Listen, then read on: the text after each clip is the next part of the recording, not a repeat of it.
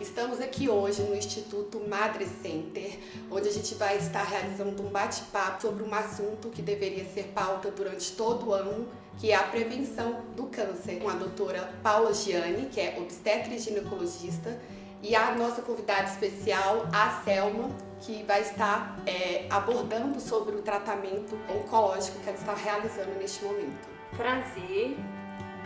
Obrigada pelo convite, Camila.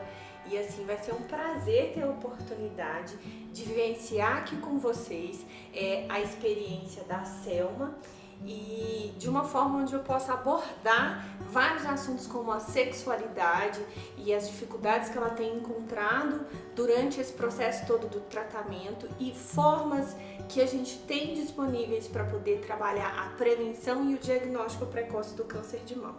Doutora, fala um pouquinho como que funciona a questão da parte da sexualidade da mulher durante as suas fases. Esse é um assunto importantíssimo, até porque é um tabu, minha gente.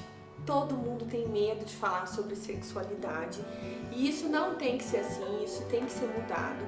A melhor forma da gente vivenciar, da gente experimentar a nossa sexualidade é se permitindo conhecer sobre o assunto, experimentar as possibilidades que estão inseridas dentro desse contexto da sexualidade. No caso específico da Selma, que está vivenciando um tratamento específico para câncer de mama, que envolve o bloqueio de produção hormonal, é como se ela estivesse vivendo um período do climatério. Então ela acaba enfrentando o peso dos efeitos colaterais do tratamento e um efeito colateral que é uma menopausa induzida por essa medicação. E todo mundo já sabe que quando a mulher entra nessa fase do climatério, junto vem um monte de problema relacionado à sexualidade. E é isso que a gente já vai abordar aqui hoje. E como eliminar o tabu durante o tratamento ou após o tratamento do câncer? Na verdade, eu acho que a gente precisa perder o medo de conversar com o nosso parceiro, com nossas amigas, com os médicos que nos acompanham sobre sexualidade. Tem muita mulher que às vezes vivencia essas dificuldades sozinha porque tem vergonha ou receio de compartilhar o que é que está ficando difícil para ela. E assim, o primeiro passo é esse, é perder a vergonha de conversar sobre o assunto. Eu acho que quando a gente perde a vergonha e busca mais informação, a gente abre uma janela gigantesca de possibilidades. Eu acho que começa por aí. E Selma, eu gostaria que você me falasse um pouquinho da experiência que você está vivendo, compartilhar um pouco e contar também pra gente como que você está se planejando, né, daqui pra frente como mulher, qual mensagem que você quer passar, levar para todas nós mulheres relacionada ao mês do Outubro Rosa. Quero agradecer, né, o convite, por estar aqui compartilhando a minha história e poder de alguma forma ajudar muitas mulheres que não têm autoconhecimento, que eu acho que é um dos passos muito importantes, é a pessoa se observar, né, para ela poder estar passando até para o parceiro ou para as amigas, como a doutora falou, inclusive para os filhos, né, justamente esse momento, que é uma fase, né? Eu acho que o tratamento do câncer tem que ser enxergado, pelo menos, né, o câncer de mama, e dependendo de cada estágio, ser enxergado como uma fase. Nesse momento, a sexualidade, para mim, ela tá meio que, na verdade, eu me permiti que ela ficasse meio que em stand-by, porque são muitos processos, tem a cirurgia, tem os medicamentos, então você fica mais fragilizada. Então eu conversei com meu marido e eu acho que ter um parceiro nesse momento que te entenda, que te compreenda e que esteja junto com você é o ideal. Se não tem alguém dessa forma que te apoie, é muito melhor você estar sozinha e enfrentar sozinha, porque as coisas... E o diálogo é importante, né, Selma? Sim, o diálogo. Porque às vezes a gente pressupõe que o outro saiba o que a gente está vivendo e aí começa um enorme problema. Então, assim, conversar sobre como você se sente, o que você está se sentindo, para o parceiro poder entender e vocês juntos definirem qual que vai ser o melhor caminho de lidar com essa situação dentro da sexualidade. Então é uma estratégia familiar, então. Não, planejamento. eu acho que vai muito além só do familiar, mas quando a gente fala de sexualidade, o diálogo é essencial. Ela precisa passar para a parceria dela como ela se sente, o que está incomodando ela, para que juntos eles cheguem no melhor consenso para resolver essa questão, né? E não às vezes esperar que o outro entenda ou adivinhe o que é que ela sente ou o que é que a incomoda. Então, o diálogo é a base de tudo. É verdade, o diálogo é a base de tudo. Por mais que a gente tente explicar também o que a gente está sentindo, a outra pessoa não sente. Então, assim, ela tem que ser compreensiva ao ponto de falar se ela está se sentindo mal, mesmo eu não sabendo os sintomas, eu vou entender esse momento dela, né? Então, essa é onde vem a parceria. Sim. Não quer dizer que o meu nutrólogo sempre dizia, para você ter a sua sexualidade ativa, você tem que pensar em sexo. Sim. Isso não quer dizer que nesse momento eu não pense. Eu penso, porém eu estou passando por processos de mudanças hormonais, mudanças emocionais, né? Que tudo isso vem agregar aí nesse momento que eu me decidi a estar de stand-by. Não é uma coisa que amanhã pode acontecer? Pode, porque sexo não deve ser uma coisa programada. Ela deve ser uma coisa sentida pelas duas pessoas, né? Então eu penso dessa forma. Nesse primeiro momento eu quero ficar quietinha porque eu decidi assim. E é muito importante que as outras pessoas que estejam ao seu redor te apoiem as suas decisões, as suas vontades, né? Então nesse momento eu estou muito bem apoiada, assessorada. Então vocês redescobriram uma outra forma de prazer, né? E traçaram uma estrutura de planejamento familiar para que todos, né, pudessem dar o apoio, o suporte, para que o tratamento fosse eficaz e sair dessa numa boa, né? Isso. Não, sim, com certeza. Como a doutora mencionou, conversar, né? Conversar eu acho que é a base de tudo. E nesse momento eu não me sinto, como eu não me sinto apta, todo mundo lá em casa se ajustou a esse momento, sabe? Tem dias que eu tô simplesmente emocionalmente bem acelerada ou um pouco para baixo, isso depende muito de cada dia. Então assim, o meu marido já me entende, já fica no cantinho dele e a gente, como você falou, tem outras formas de prazer de vida. O sexo em si, ele é maravilhoso, ele traz vitalidade, ele te faz sentir vivo, mas ele pode sim dar um tempo, dependendo do momento como você está, porque as emoções e toda a turbulência que a quimioterapia traz modifica tudo. Você não pode se sentir obrigada, não, tenho que ficar com meu marido porque senão ele vai ter olhos para outra pessoa, ele não vai entender. Não, gente, eu acho que isso é uma tortura que nós criamos, né? A maioria das mulheres criam dentro da cabeça que elas devem ser eliminadas, porque o tratamento em si, ele requer basicamente toda a sua estrutura emocional, tem que estar voltada para isso, né? E 90% é cabeça. Então, se você começa a criar na sua cabeça os tabus, os problemas,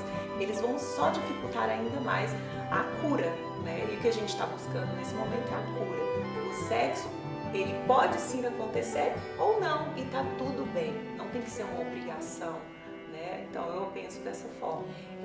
E isso que Selma disse é lindo, porque assim, a gente precisa aprender a desvincular a sexualidade só de sexo e desvincular sexo só de penetração, só de pênis, vagina, né? A sexualidade tem relação com o carinho, com o cuidado, com o afeto que você tem, com a demonstração de afeto que você tem para com o outro, né? E o sexo vai muito além da penetração, né? Envolve carícia, né? Envolve o corpo inteiro. Então, assim, isso é muito importante para ser trabalhado dentro da sexualidade, né? Principalmente numa mulher que vivencia um câncer como Selma está vivenciando, que é um câncer de mama, que mexe muito com a autoestima da mulher, E aí mexe com o corpo dela por causa do tratamento e mexe muito com a cabeça. O prazer ele não é só o tato, né? São os outros 5 sentidos também. Exatamente, o prazer advém dos 5 sentidos, né? Então assim, às vezes uma massagem pode te dar tanto prazer quanto às vezes uma relação sexual. Aí depende. Visão, audição, paladar. Exato. Então assim, a sexualidade ela não está presente só dentro do ato sexual e não envolve apenas penetração vaginal, não. Perfeito. E Selma, como que você chegou a esse diagnóstico? Como que foi quando você recebeu esse diagnóstico? Eu queria que você contasse um pouquinho dessa experiência. Então, foi algo surpreendente, né? Porque eu sempre tive na minha cabeça que o câncer, ele só vinha em pessoas que não se cuidavam. E você me conhece há bastante tempo, sabe que uma das coisas que eu tenho sempre cuidado é de ter uma vida saudável, me alimentar bem, dormir bem, me exercitar, né? Então, a minha vida inteira, eu acho que eu comecei a fazer atividade física, meu filho era recém-nascido, meu filho hoje tem 23 anos. Então tem muito tempo que eu tenho essa busca. E quando eu recebi o diagnóstico, que me chamaram no consultório, eu fiquei, né, assustada, porque a médica falou assim: Selma, vem aqui que a sua biópsia deu ruim. Exatamente com essas palavras. E eu fui... através de um exame de rotina. Sim, na verdade eu sempre fiz o exame de rotina, né, todos os exames com o ginecologista que ele pede, imagem, né? Como eu sempre tive, basicamente a minha vida inteira, tive prótese, tem alguns, né, que só após os 40 anos, que foi quando eu comecei a fazer, que é a mamografia, só que a mamografia ela não é muito precisa, principalmente para quem tem prótese, né? Esse nódulo ele já estava lá, só que sempre não tinha um diagnóstico de câncer, era um nódulo com um aspecto normal, estrutura normal, e era só para ir acompanhando. E de repente alguma coisa hormonal, porque o meu câncer é tipo ductal, hormonal, né? E de repente uma célula parou de funcionar da forma correta e veio aí esse diagnóstico. Foi bem difícil, exatamente porque eu sempre me cuidei, mas eu resolvi encarar porque não tem outra coisa. Você pode simplesmente se entregar ou encarar a coisa de frente, né, e resolver. E como foi um diagnóstico inicial, não foi nada, digamos assim, que já tinham grandes metástases, eu vim com uma micrometástase apenas. Então, assim, eu me sinto muito privilegiada por ter descoberto a tempo, né? Porque, por exemplo, agora, como eu joguei isso nas redes sociais, muitas mulheres com o mesmo problema começaram a me seguir e tem casos que não tem mais cura, apenas tratamento. Então, assim, quando eu vi esses relatos, eu me senti muito mais grata a Deus por ter descoberto, né, num momento que eu descobri. Então, foi um choque, mas ao mesmo tempo tem cura, gente. Se tem cura, ou se não tem cura, como algumas pessoas me relataram que não tem, mas tem tratamento. Então, o importante é, enquanto eu respirar, enquanto eu viver, a luta continua e vale a pena. Esse relato de Selma é muito precioso porque ele exemplifica, ele mostra pra gente que é muito comum esse seu pensamento de que eu sou uma pessoa saudável, eu tenho um estilo de vida saudável, então eu não preciso me preocupar com o câncer. Não, gente, tem sim que se preocupar com o câncer, porque é o que a gente estava conversando agora há pouco. Por mais que não exista um histórico familiar, essas situações têm que começar em alguém, né? E aí o fato de você se cuidar, fazer os seus exames em dias, isso daí te traz a possibilidade de um diagnóstico precoce. Exame nenhum impede o aparecimento de um câncer. em qualquer lugar. A função do exame é fazer o diagnóstico precoce. Quanto mais precoce o diagnóstico, melhor a chance de cura, melhor a linha de tratamento.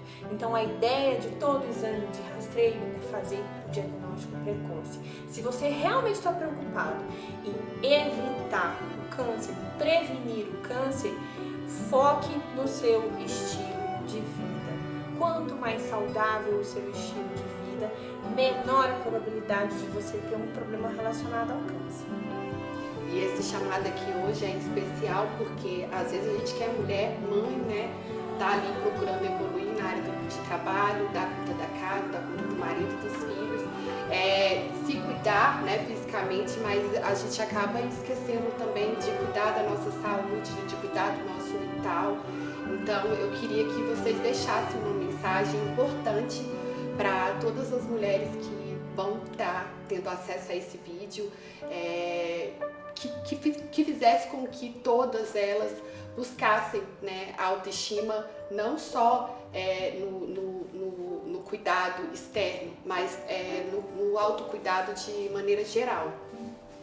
Sim, na verdade, eu acho que o autocuidado começa com o amor próprio, né? E aquela máscara pode ser uma coisa boba, que a gente escuta toda vez que sobe no avião, que é a orientação.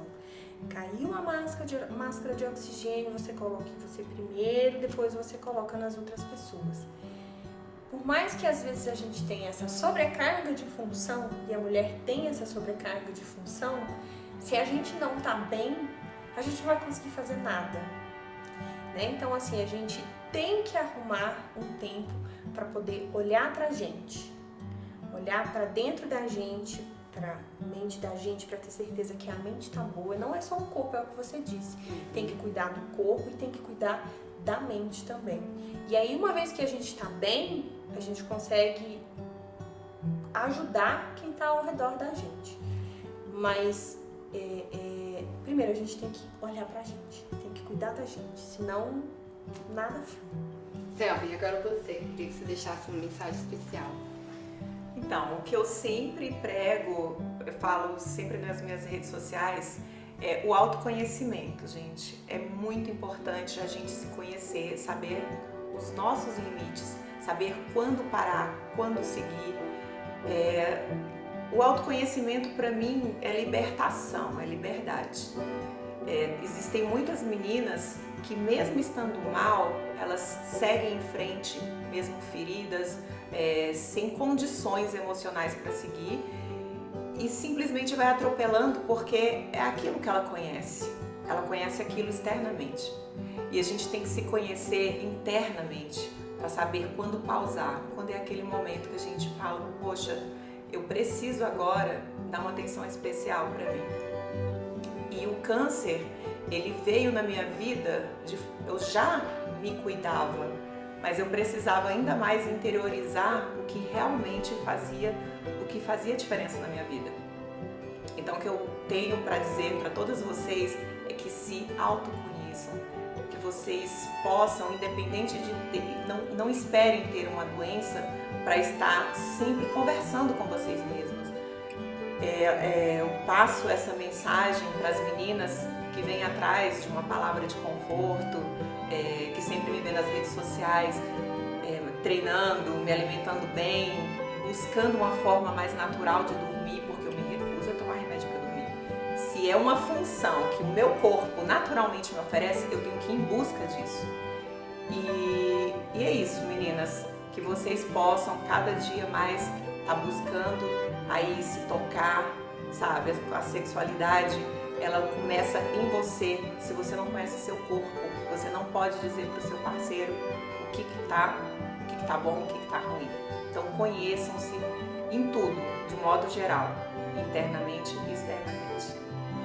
Isso, não tenham vergonha de externar o que não tá legal, né? Assim, o primeiro passo, lembrem, o primeiro passo para uma sexualidade legal é o diálogo.